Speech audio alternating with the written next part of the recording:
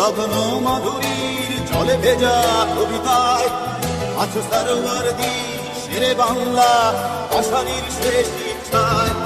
তুমি বঙ্গবন্ধু রক্তে আগুন জ্বলা জ্বালাময়ী সে ভাষণ। তুমি ধানের শীষে মিশে থাকা শহীদ সিয়ার শপথ। তুমি ছেলে হারা মা জাহানারা ইমামের একাত্তরের দিনগুলি। তুমি জসিমউদ্দিনের রক্ষিকা থালমার মুখো মুখো সোনার ধুলি।